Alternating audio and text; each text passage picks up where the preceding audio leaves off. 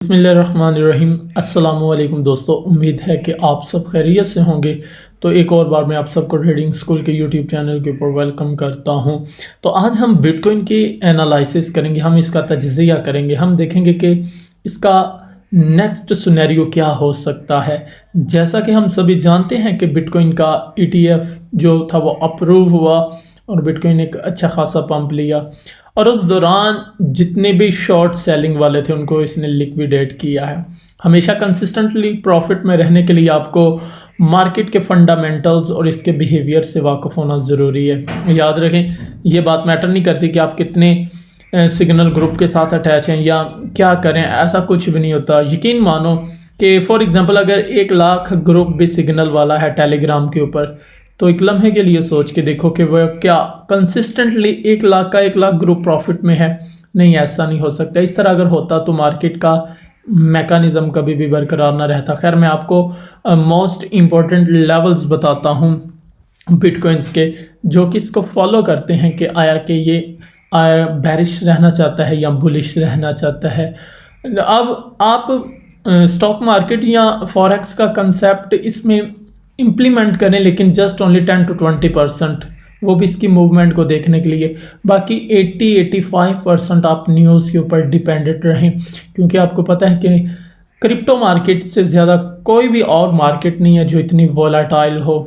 ठीक है, इसमें जो वाइब्रेशंस है, इसमें जो मूवमेंट है वो सबसे ज़्यादा देखी जाती है। तो आप इसको फॉलो करें। अब मैंने ये 1 वीक का चार्ट ओपन किया हुआ BTC to USDT का। जितना बड़ा टाइम फ्रेम होगा उतनी एक्यूरेसी के साथ रिजल्ट होगा। मैं आपको थोड़ा सा इसका आइडिया समझाता हूँ कि ये मैं क्या आपको एक्सप्लेन करना चाह रहा हूँ। अगर आप देखो इस पर्टिकुलर लेवल्स को, ये वाले लेवल्स को, तो इधर देख सकते हो आप बिटकॉइन नीचे से ऊपर की तरफ गया है, इस एरिया से रिजेक्ट होके वापस आ गया। ओके, अब इससे पीछे चलते हैं। इधर देखो ये वाला एरिया, सेम उसी जोन से इधर रिजेक्शन मिली है, लेकिन जैसे ही मार्केट ये एक इम्पल्सिवली मूव के साथ ब्रेक करती है, यानी कि न्यूज़ इवेंट्स वगैरह की वजह से, तो एक नया हाई बनाती है और इधर से इसको रिजेक्शन देखने को मिलती है। अब देखो इधर से रिजेक्शन लेने के बाद ये नीचे की तरफ गिरती है और इस पॉइंट के ऊपर जहां से पहले वो रिजेक्शन ले रही थी, अब उधर से वो सपोर्ट बना रही है। बहुत सिंपल मतलब है इसका, बहुत आसान।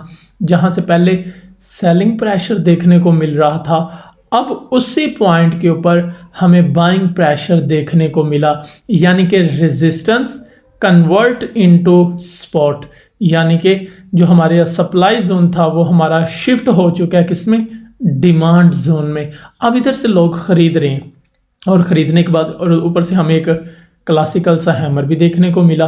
ठीक है, हैमर बनने के बाद फिर मार्केट अपर मूव करती है और उसी एरिया से रिजेक्ट होती है, जहां से पहले ऑलरेडी उसके अगल बगल उसके आजू बाजू में रिजेक्ट होने के बाद नीचे की तरफ आ चुकी थी। अब सेम उसी एरिया से रिजेक्ट होने के बाद उसी जोन के ऊपर आ जाती जहां पर वो पहले स्पॉट ले चुकी थी। अब यहाँ इंपॉर्टेंट बात, ठीक है, यहाँ थोड़ा सा काबिल गौर बात। अब देखो मार्केट बहुत फोर्स करती है, आपको ना कम से कम इस जोन में सोचना चाहिए था। जब आप ट्रेड ओपन कर रहे थे, आपको क्या सोचना चाहिए था कि मार्केट ये देखो एक बड़ी रेड कैंडल्स में नीचे की तरफ गिरी है, लेकिन इसी जोन से सहारा लेने के बाद ऊपर की तरफ क्लोजिंग दे दी। फिर उसके बाद अगली कैंडल मजीद थोड़ा सा ऊपर जाती है, फिर नीचे की तरफ मूव करती है, बायर्स उसको उठा के फिर ऊपर की तरफ ले जाते हैं, सेम उसी डॉटेड लाइन से ऊपर की तरफ वो क्लोजिंग दे देती। इसके बाद थर्ड कैंडल आप देखें, फिर मार्केट काफ़ी ऊपर पंप करती, फिर नीचे की तरफ आती है मार्केट में, फिर बायर्स जो हैं वो उसको ऊपर की तरफ ले जाते हैं, फिर वो इसी लेवल्स के ऊपर क्लोजिंग देती है। आप फोर्थ कैंडल्स देखें 1 वीक में कि सेम उसी लेवल को तोड़ने की कोशिश की, लेकिन उसी के आजू बाजू में वो कह लो कि ऊपर की तरफ क्लोजिंग दे रही है। और मोस्ट इंपॉर्टेंट चीज़ कि इधर स्पॉट एरिया, स्पॉट टूट भी नहीं रही, लेकिन उसके बाद क्या हुआ, 5वीं कैंडल जब इसी लेवल को रिस्पेक्ट करने आती है और ऊपर की तरफ क्लोजिंग दे देती है, तो दिस इज़ द मोस्ट कह लो कि डेंजरस साइन भी हमारे लिए कि इधर हमें अलर्ट हो जाना चाहिए ख़रीदने के लिए। इधर हमारे पास 95 कंफर्मेशन है, 95% कंफर्मेशंस के इधर से मार्केट रिवर्स होगी, क्योंकि सेलर्स का मज़ीद जो ज़ोर था वो नहीं लग रहा। अब बायर्स मार्केट को ऊपर की तरफ लेके जा रहे हैं। तो अगर हम देखें इस पॉइंट से लेकर इस पॉइंट तक जब मार्केट ने मूव किया है तो ऑलमोस्ट 19% मार्केट ने पंप ली है। तो कहने का मकसद है कि ये टेक्निकल एनालिसिस को रिस्पेक्ट कर रही है, लेकिन जस्ट ओनली 10 to 20%, वो भी उस वक्त जब आपकी काफ़ी ग्रिप हो जाएगी। ये नहीं है कि आप एक ही दिन में टेक्निकल एनालिसिस के साथ सेटिस्फाई होके आप कह लो कि मार्केट को जानना शुरू कर दोगे। अब देखो ये सेम उसी जोन से रिजेक्ट हो रही है। अब आपके लिए नेक्स्ट एक्सरसाइज क्या है कि अगर ये इसी लेवल्स को ब्रेक करके ऊपर की तरफ जाती है और अगेन रीटेस्ट करने के लिए आती है और फिर ऊपर की तरफ जाती है, तो फिर इट्स मीन का हमारे लिए बुलिश साइन रहेगा। हम 48,000 से 50,000 की रेंज में बिटकॉइन को देखेंगे।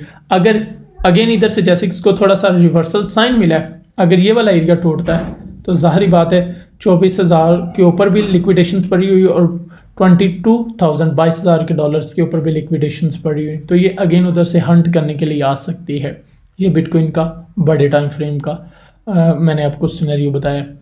इसके बाद अगर बात करें जस्ट ओनली 1 मिनट में आज की न्यूज़ के बारे में, तो फिनविज कैलेंडर में भी आप देख सकते हैं आज 18 तारीख है, तो 7 बजे MBA मॉर्गेज एप्लीकेशंस इंडेक्स का डाटा है, फिर हाउसिंग स्टार्ट्स है, बिल्डिंग परमिट्स है, क्रूड ऑयल्स की इन्वेंट्रीज है, फेड बिज बुक्स है, net long terms TIC flows हैं। ये आज की इवेंट्स हैं, आज की डेट्स हैं।